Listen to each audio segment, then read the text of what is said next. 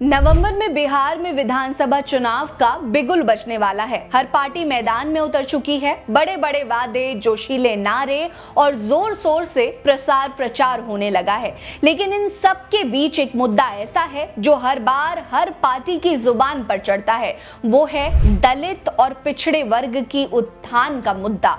हर बार की तरह इस बार भी दलितों के लिए आसमान से तारे तोड़ लाने के दावे हो रहे हैं। मगर सवाल वही पुराना है कि चुनाव जीतने के बाद दलितों को क्यों भुला दिया जाता है, क्यों उन्हें सत्ता में हिस्सेदारी नहीं मिलती, और सबसे बड़ा सवाल ये है कि क्या पार्टियों की अंदरूनी जातिगत मानसिकता ही इसकी जड़ है। नमस्कार, मेरा नाम है रीटा। आज की वीडियो में हम आपको बताएंगे कि दलित वोट बैंक की सियासत कैसे काम करती है और क्यों दलित सत्ता के शिखर तक नहीं पहुंच पाते। दरअसल भारत में दलितों की आबादी लगभग 32% है, यानी देश की आबादी की करीब करीब 1/3 जनसंख्या दलितों की है। ये इतनी बड़ी ताकत है जो किसी भी पार्टी को सत्ता की कुर्सी तक पहुंचा सकती है। लेकिन इसके बावजूद दलितों की हालत जस की तस बनी हुई है। उनकी जिंदगी आज भी गरीबी और भेदभाव से रहित नहीं है। दलित आज भी सामाजिक हाशिए पर हैं। इसका कारण यही है कि भारत की सियासत में जातिगत राजनीति का जहर गहराई तक समाया हुआ है। दलितों को अनुसूचित जाति, अनुसूचित जनजाति और पिछड़ा वर्ग में बांटकर उनकी ताकत को तोड़ा गया है, और राजनीतिक पार्टियों की यही चालाकी उन्हें सत्ता के केंद्र से दूर रखती है। करीब करीब हर राज्य में दलितों की अपनी राजनीतिक पार्टियां हैं, लेकिन आपने गौर किया होगा कि इनका विस्तार नहीं हो पाता। इसके पीछे भी कुछ बड़े और कड़वे सच हैं। पहला है जातिगत भेदभाव का जाल। भारत में 79.8% आबादी हिंदू है, जिसमें 32% दलित हैं।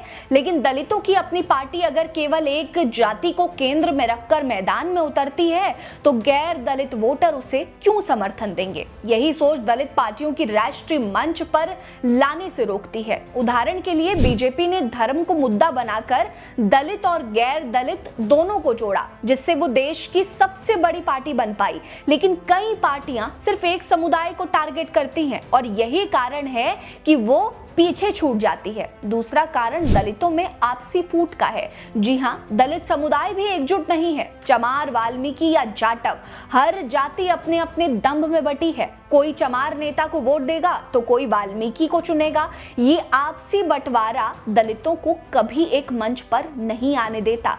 वहीं तीसरा कारण है राजनीतिक पार्टियों का दोहरा चरित्र। अगर कोई पार्टी दलित नेता को ऊंचा पद दे भी देती है तो उच्च जाति के नेताओं का विरोध शुरू हो जाता है। राजनीतिक पार्टियों में दलित नेताओं को या तो कठपुतली बनाकर रखा जाता है या उनकी शक्तियां सीमित कर दी जाती हैं।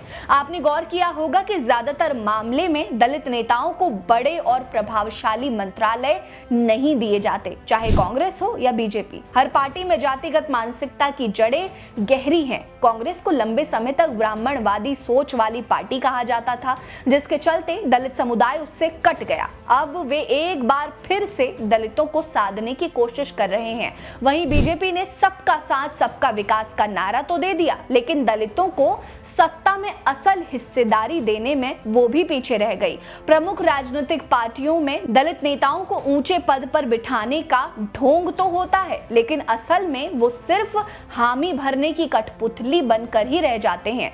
दलितों की सियासत की बात हो और बाबा साहेब अंबेडकर का जिक्र ना आए, ऐसा हो ही नहीं सकता। बाबा साहेब ने दलितों की आजादी और स्वतंत्र राजनीति के लिए जिंदगी भर संघर्ष किया, लेकिन पूना पैक्ट के जरिए महात्मा गांधी और नेहरू ने दलितों से उनकी स्वतंत्र सियासत का एक हक छीन लिया। बाबा साहेब कांग्रेस सरकार का हिस्सा थे, लेकिन उनकी आवाज को दबाया गया। उनकी नीतियां कांग्रेस की जातिवादी सोच के सामने कभी टिक ही नहीं पाई। नतीजा ये हुआ कि बाबा साहेब को कांग्रेस सरकार से इस्तीफा देकर स्वतंत्र राजनीति करनी पड़ी, लेकिन कांग्रेस ने उनकी राह में जमकर कांटे बिछाए। उनके 2 बार चुनाव हारने के पीछे भी कांग्रेस की ही यही जातिवादी साजिश थी। आपको बता दें कि दलित वोट बैंक को सियासत का खजाना कहा जाता है, लेकिन हकीकत में ये खोटे सिक्कों जैसा है। यानी राजनीतिक पार्टियों के दिखावे के लिए तो ये कीमती है, लेकिन चुनाव के बाद इन्हें बेकार मान लिया जाता है।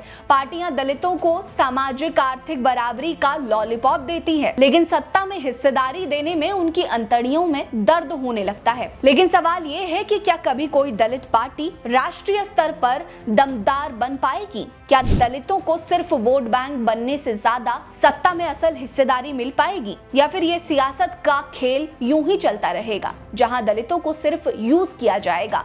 इस विषय पर आपकी क्या राय है, कमेंट सेक्शन में बताइए। आपके हिसाब से इस वक्त दलितों के लिए कौन सी पार्टी सबसे ज्यादा काम कर रही है, या आगे चलकर कौन सी पार्टी दलितों को प्रमुख लीड कर पाएगी, ये भी बताइए। बने रहिए हमारे साथ। नमस्कार।